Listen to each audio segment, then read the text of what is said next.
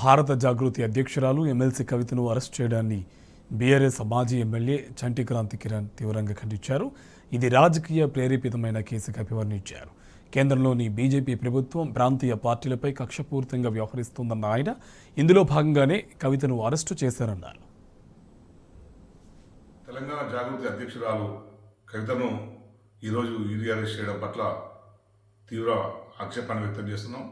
ఇది రాజకీయ ప్రేరేపితమైన కేసు అని గత 2 సంవత్సరాలుగా మేము చెప్తూనే ఉన్నాం. ఏదైతే ఈ లిక్కర్ స్కామ్కు ఎటువంటి సంబంధం లేదని చెప్పి దానికి సంబంధించి ఎటువంటి ప్రూఫ్ లేకపోయినా సరే ఉద్దేశపూర్వకంగా కొన్ని రోజులు సిబిఐ వేధించింది, ఇప్పుడు మళ్ళీ ఈడీ అరెస్ట్ చేసింది. ఇట్లా ప్రతిపక్ష పార్టీలు తమ దారికి రాని పక్షంలో వాళ్ళందరి మీద కేసులు పెట్టడం, వాళ్ళని జైలు పంపడం దేశంలో పరిపాటి అయిపోయింది. బీజేపీ ప్రభుత్వం దేశంలో ఉన్న అన్ని ప్రాంతీయ పార్టీలని మొత్తం ధ్వంసం చేసి ఏదైతే జాతీయ పార్టీలు ఉన్నాయో ఆ 2 మాత్రమే మిగిలే విధంగా మోడీ గారు కుట్ర చేస్తున్నారనే దానికి ఇది తాజా సంకేతకంగా తెలంగాణ ప్రజలు గ్రహించాల్సిందిగా నేను కోరుతున్నాను.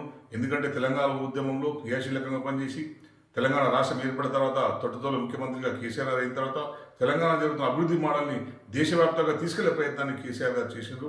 ఇప్పుడు మళ్ళీ పార్లమెంట్ ఎలక్షన్స్ వస్తున్నాయి కనుక అదే ఎజెండాతో కేసీఆర్ గారు ముందుకు వస్తే తమకు దేశంలో ఇంకా పుట్టగతులు ఉండవని చెప్పి కేసీఆర్ గారి లాంటి వ్యక్తి కనుక ఎదిగితే మోడీకి ప్రమాదకరమని గ్రహించి కేసీఆర్ గారిని మానసికంగా నిర్వీర్యం చేయడానికి, ఆయన మనోనిబ్బరాన్ని దెబ్బతీయడానికి కవిత గారిని అరెస్ట్ చేసినట్టు కనిపిస్తుంది. దీన్ని మేము తీవ్రంగా ఖండిస్తున్నాం.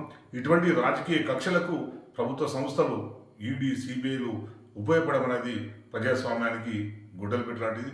దేశ ప్రజలకు మోడీ వల్ల జరిగిన ఒక్క సంక్షేమం కూడా చెప్పుకోవడానికి కూడా ఏం లేదు. ఏదైతే కవిత గారి మీద కేసు పెట్టారో ఆ కేసును విత్డ్రా చేసుకోవాలని డిమాండ్ చేస్తున్నాం. తెలంగాణ జాగృతి అధ్యక్షురాలు కవితను ఈరోజు ఈడీ అరెస్ట్ చేయడం పట్ల తీవ్ర